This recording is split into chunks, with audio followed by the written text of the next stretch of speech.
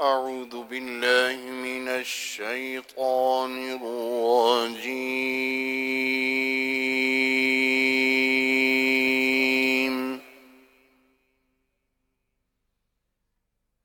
بسم الله الرحمن الرحيم.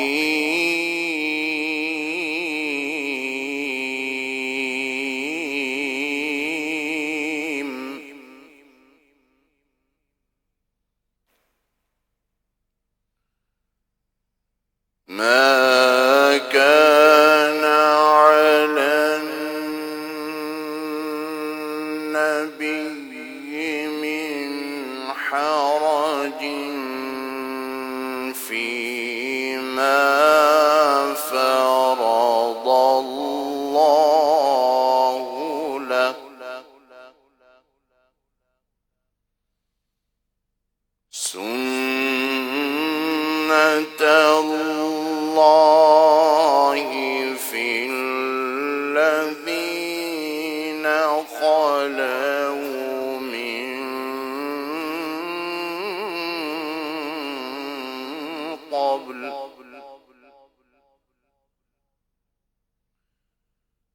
وكان أمر الله قدرا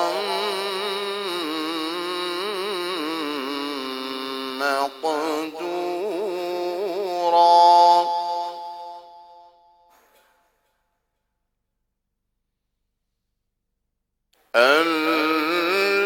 الذين يبلغون رسالات الله ويخشونه ولا يخشون أحدا إلا الله.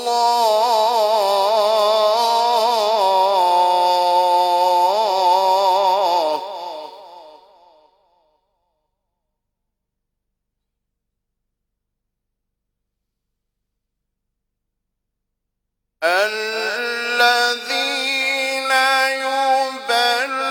يبلغون رسالات الله ويخشونه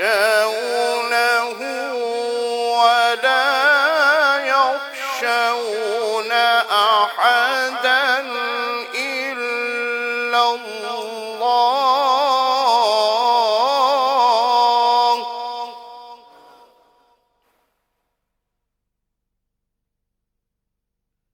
وكفى بالله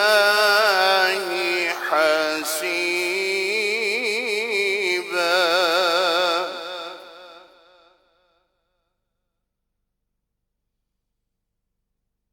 ما كان محمد أبا أحد من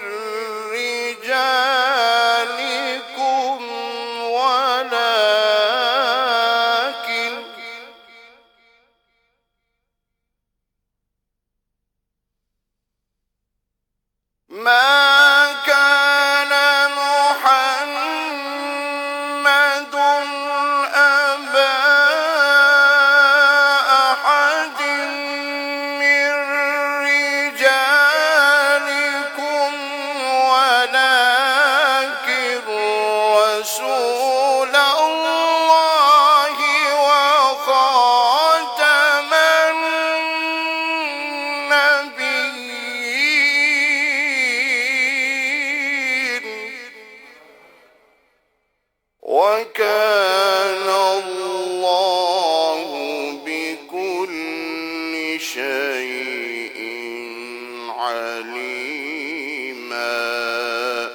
صدق الله العظيم. صلوا على الحبيب صلى الله تعالى على محمد صلى الله عليه وسلم. لا إله إلا الله لا إله إلا الله لا إله إلا الله حسبي ربي جل الله ما في قلبي غير الله نور محمد صلى الله لا إله إلا الله لا إله إلا الله لا إله إلا الله کھل جائے در جنت کے دوزخ کے سب آگ بجھے دل سے کوئی ایک بار کہے دل سے کوئی ایک بار کہے لا إله إلا الله لا إله إلا الله حق لا إله إلا الله لا إله إلا الله مولا دل کا زنگ چھڑا قلب نوری پائے جلا مولا دل کا زنگ چھڑا قلب نوری پائے جلا دل کو کر دے آئینہ دل کو کر دے آئینہ جس میں چمکے یہ کلمہ لا إله إلا الله لا إله إلا الله حق لا إله إلا الله. الحمد لله رب العالمين والصلاة والسلام على خاتم النبيين أما بعد فأعوذ بالله من الشيطان الرجيم بسم الله الرحمن الرحيم الصلاة والسلام عليك يا رسول الله وعلى آلك وأصحابك يا حبيب الله الصلاة والسلام عليك يا نبي الله وعلى آلك وأصحابك يا نور الله نویت سنت الاعتکاف رسول محتشم شاہ بنی آدم نور مجسم شفیع اعظم صلی اللہ تعالی علیہ وآلہ وسلم کی ذات بابرکات پر ہدیہ درود و سلام پیش کرنے کے بہت سے فضائل و برکات کتب احادیث میں بیان کیے جاتے ہیں.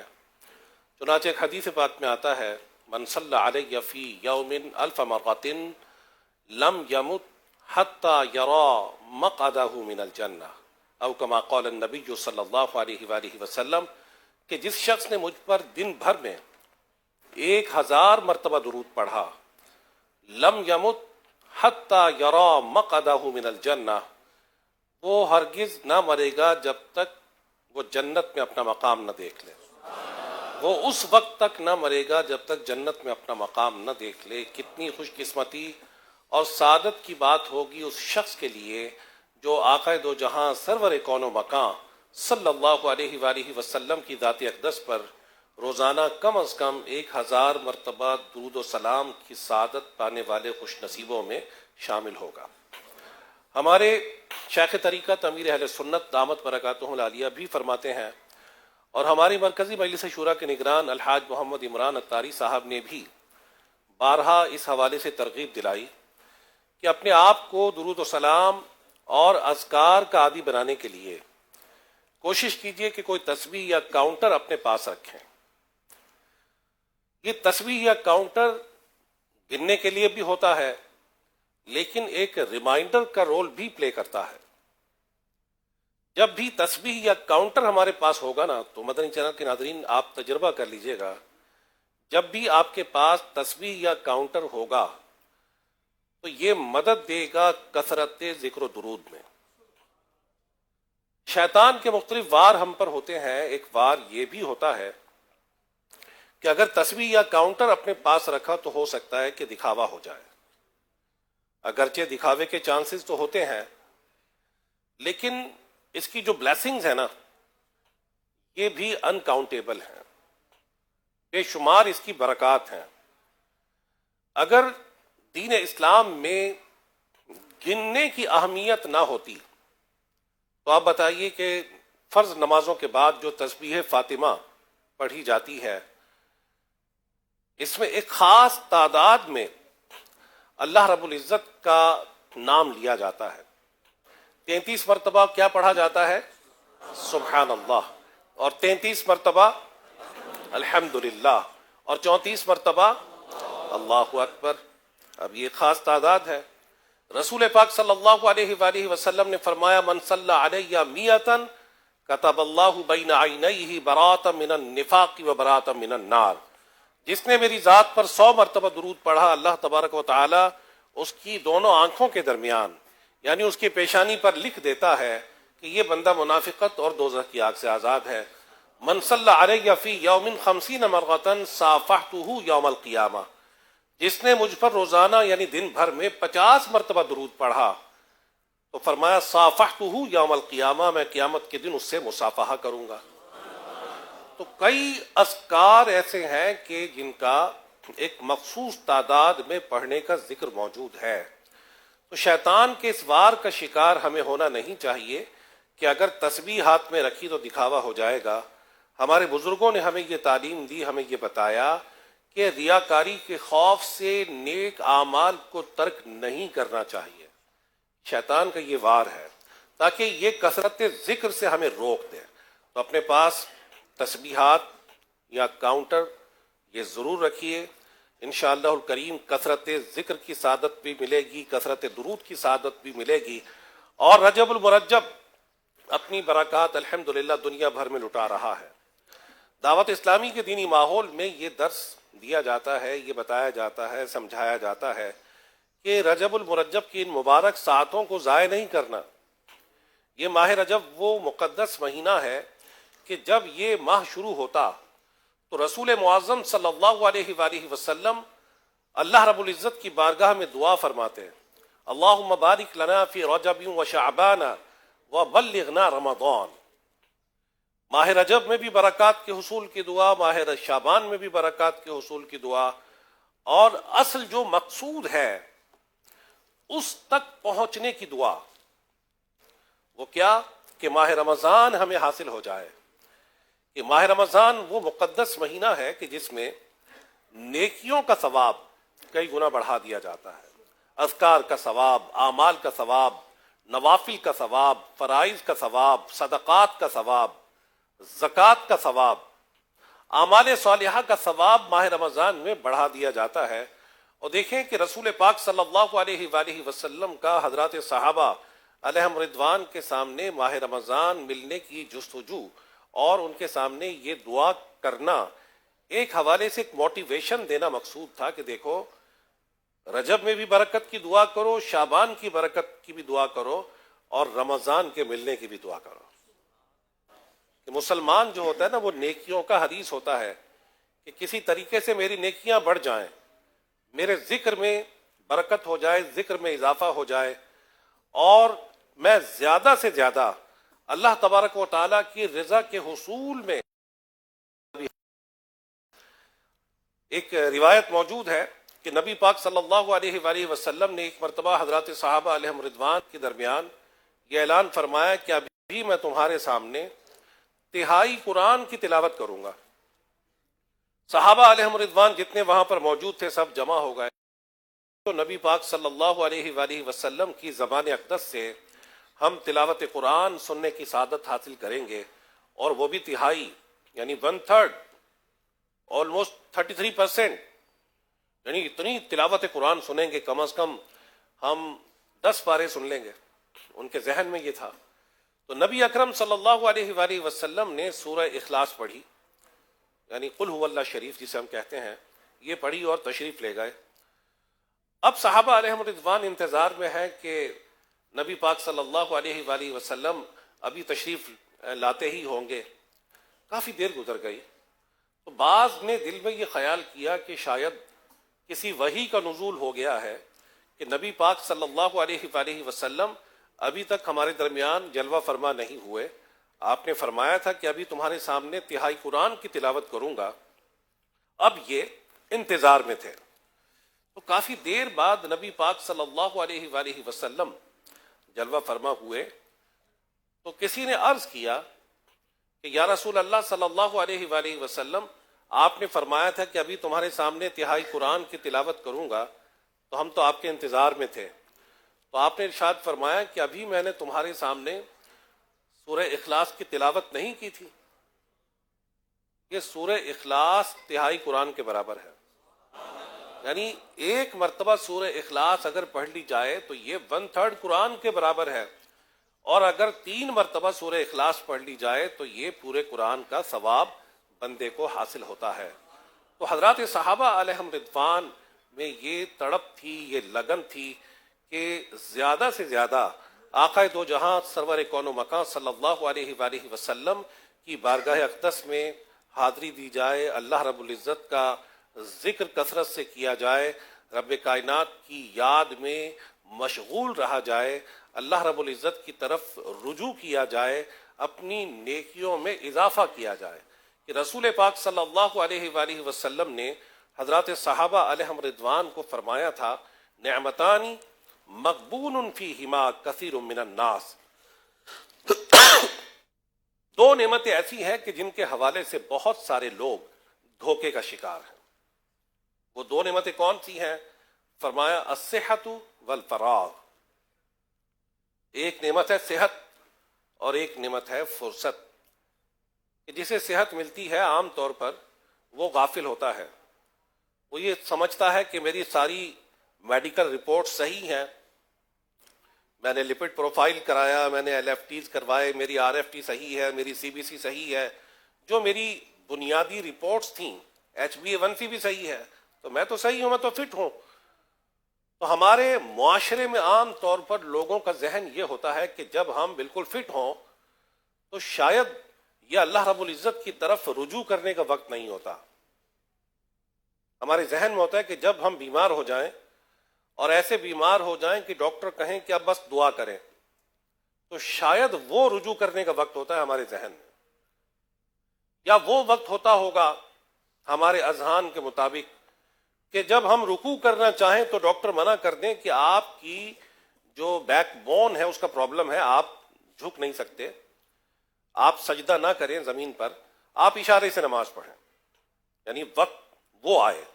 ہم سمجھتے ہیں کہ شاید اللہ رب العزت کی طرف رجوع کرنے کا وقت وہی ہوتا ہے کہ جب ہم تلاوت قرآن کرنا چاہیں تو تلاوت قرآن پاک نہ کر سکیں، ہماری ویزیبلٹی ختم ہو جائے خدا نہ خواستہ، یا ہم قرآن پاک کو دیکھ نہ سکیں، یا شاید حج کرنے کا وقت ہم نے وہ سوچا کہ جب طواف خانہ کعبہ کرنا چاہیں تو ہم سے طواف ہی نہ ہو سکے.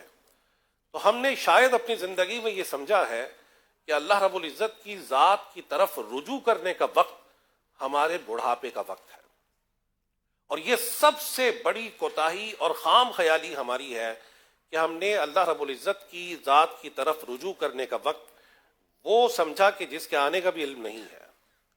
اب یہ ضروری نہیں ہے کہ سب بوڑھے ہو جائیں، یہ ضروری نہیں ہے کہ ہم سب بڑھاپے کی دہلیز پر پہنچ جائیں۔ ہم نے اپنے سامنے کئی نوجوانوں کو دنیا سے جاتے ہوئے دیکھا، کئی شیرخوار بچے بھی چلے گئے، کئی صحت مند بھی چلے گئے۔ لوگ کہتے ہیں کہ رات کو تو صحیح تھا لیکن اچانک پتہ نہیں کیا ہوا کہ دنیا سے رخصت ہو گیا۔ تو یہ لوگ جو ہمارے ارد گرد سے چلے جاتے ہیں نا، یہ ہمیں ایک عبرت کا سامان اور درس دے رہے ہوتے ہیں کہ تمہیں بھی دنیا سے جانا ہے۔ یہ نہ سمجھ لو کہ ہمیشہ بیمار دنیا سے جاتا ہے۔ بعض اوقات بیمار وہ اپنے گھر پر ہی ہوتا ہے اور اس گھر کا صحت مند بندہ دنیا سے چلا جاتا ہے۔ یعنی موت ایسے انداز سے بندے کو اپنے ساتھ لے جاتی ہے۔ تو مسلمان کا انداز یہ ہونا چاہیے کہ وہ زیادہ سے زیادہ نیکیوں کی حرص اپنے اندر رکھے کہ میری نیکیاں بڑھ جائیں، اعمال صالحہ میں اضافہ ہو جائے۔ کاش جب میں دنیا سے جاؤں تو میرے نامہ اعمال میں نیکیاں ہی نیکیاں، اعمال صالحہ ہی اعمال صالحہ ہوں۔ حضرت جنید بغدادی رحمۃ اللہ تعالیٰ نے، یہ ہمارے سلسلہ عالیہ قادریہ رضویہ عطاریہ کے بہت بڑے بزرگ ہیں، اور آپ رحمۃ اللہ تعالیٰ علیہ حضور سیدی غوث اعظم رحمۃ اللہ تعالیٰ اکرم کے مشائخ میں آپ کا شمار ہوتا ہے۔ جب آپ کا آخری وقت آیا تو آپ تلاوت قرآن کر رہے تھے، تو کسی نے عرض کی کہ حضرت اب بھی تلاوت قرآن؟ فرمایا دیکھ نہیں رہے کہ میرا نامہ اعمال لپیٹا جا رہا ہے، تو میری خواہش یہ ہے کہ جب میں دنیا سے جاؤں تو میرے نامہ اعمال میں تلاوت قرآن کی کثرت ہو۔ تو اللہ رب العزت ہم سب کو یہ توفیق عطا فرمائے۔ آج ہم ملتان کے مشہور و معروف علاقے بھٹا کالونی میں اس وقت موجود ہیں۔ تو اس وقت عاشقان رسول کی ایک بہت بڑی تعداد الحمدللہ آج کے اس اجتماع افطار میں الحمدللہ آئی ہے۔ تو ہم سب مل جل کر دعا کر لیتے ہیں رب کائنات کی بارگاہ میں آج کے دن کے ان آخری مومنٹس میں کہ اللہ رب العزت دور و نزدیک سے ہم سب کا جمع ہونا قبول فرمائے، اور ہم سب کو ماہ رجب کی برکات عطا فرمائے، اور ہم سب سے صدا کے لیے راضی ہو جائے۔ صلو علی الحبیب۔ الحمدللہ رب العالمین والصلاة والسلام علی خاتم النبیین۔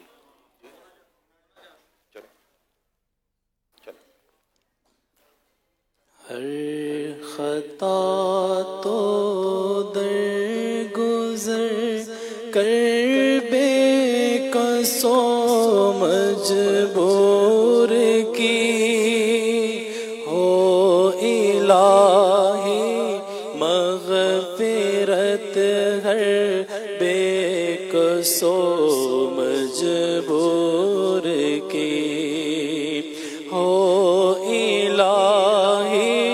مغفرت ہر بے قصو مجبور کی۔ اعلی علیین میں یا رب اسے دینا جگہ، اعلی علیین میں یا رب اسے دینا جگہ۔ روح چل دے جب نکل کر بے قصو مجبور کی، یا الہی مغفرت کر بے قصو مجبور کی۔ نامہ عطار میں حسن عمل کوئی نہیں، نامہ عطار میں حسن عمل کوئی تاج رکھنا روز محشر پہ کسو مجبور کی ہو الہی مغفرت ہر بے کسو مجبور کی. الحمدللہ رب العالمین والصلاة والسلام علی خاتم النبیین وعلی آلہ واصحابہ اجمعین. جزا اللہ عنا سیدنا و مولانا محمدا صلی اللہ علیہ وسلم ما هو اہلہ. اللہم انی اسألک بأن لک الحمد لا الہ الا انت الحنان المنان بدیع السماوات والارض یا ذا الجلال والاکرام یا حی یا قیوم. یا رب کائنات، ہمارے ماں باپ کی اور مصطفیٰ کریم صلی اللہ علیہ وآلہ وسلم کی امت کو اپنے کرم سے بخش دے یا رب. ہم دور و نزدیک سے یہاں جمع ہوئے، تیرا ذکر خیر کیا، تیرے حبیب پاک صلی اللہ علیہ وآلہ وسلم کا ذکر خیر کیا، ان کے چاہنے والوں کا ذکر خیر کیا یا رب. یہ اذکار صالحہ اپنی بارگاہ میں قبول فرما. ماہ رجب جب سے شروع ہوا تیرے کئی بندوں نے اپنی روٹین کو بدل لیا، تیرے کئی بندوں نے نفلی روزے رکھ کر تیری رضا کا حصول اس کی کوشش کی، تیرے کئی بندے عبادت گزار بن گئے، تہجد گزار بن گئے، تیرے کئی بندوں نے اپنے گناہوں سے معافی کی بھیک تیری بارگاہ میں طلب کر لی. لیکن اے مولا، ہمارے شب و روز غفلت کی نظر ہو رہے ہیں، اپنا کرم کر دے یا رب، اپنا کرم کر دے. ماہ رجب المرجب کی مبارک ساعتوں کا واسطہ یا رب ہم سے صدا کے لیے راضی ہو جا، ہمارے گناہوں کو اپنے کرم سے معاف کر دے، اعمال صالحہ کی توفیق عطا کر دے، سجدوں کی لذتیں عطا کر دے، روزوں کا ذوق و شوق عطا کر دے یا رب. اے مالک کریم، گناہوں سے بچنے کی توفیق عطا کر دے، لوگوں کو بچانے کا جذبہ عطا کر دے. اے مالک کریم یا ارحم الراحمین، قرآن و سنت کے مطابق ہمیں اپنے کردار کو سنوارنے والا بنا دے. اے مالک کریم، حتمی مغفرت کا پروانہ اپنے کرم سے عطا کر دے یا رب. بخشے ہوں کا صدقہ بخش دے، روزے داروں کا صدقہ بخش دے، نیکوکاروں کا واسطہ معاف کر دے یا رب، معاف کر دے. اپنے کرم سے خاتمہ بالخیر کرنا، لمحہ بھر کے لیے بھی داخل جہنم نہ کرنا یا رب، اپنا کرم کر دے. ہم سب کو دنیا اور آخرت کی بھلائیوں سے نواز دے، دنیا اور آخرت کی ذلت اور رسوائی سے بچا. ہم سب کو تلاوت قرآن کا ذوق و شوق عطا کر دے یا رب عز و جل. کثرت درود کی سعادت عطا کر دے. ہمیں یہ توفیق دے کہ تیرے حقوق کو ضائع نہ کریں اور تیرے بندوں کے حقوق بھی ہم سے ضائع نہ ہوں. اے مالک کریم، تمام علاقے والوں پر اپنا فضل و کرم فرما، تمام کا آنا قبول فرما، سب کے لیے باعث مغفرت اور نجات بنا. کہتے رہتے ہیں دعا کے واسطے، بندے تیرے کر دے پوری آرزو ہر بے کس و مجبور کی. ان اللہ و ملائکتہ یصلون علی النبی یا ایھا الذین آمنوا صلوا علیہ وسلموا تسلیما. صلی اللہ علی النبی الامی وآلہ صلی اللہ علیہ وسلم. صلاۃ و سلاما علیک یا سیدی یا رسول اللہ. سبحان ربک رب العزۃ عما یصفون وسلام علی المرسلین والحمد للہ رب العالمین. ملتان کے عاشقان رسول جو ماہ رجب کا روزہ رکھے ہوئے ہیں وہ روزہ افطار کر لیں کہ ملتان میں الحمدللہ دعاؤں میں افطار کی رقتیں، مناجات میں کس قدر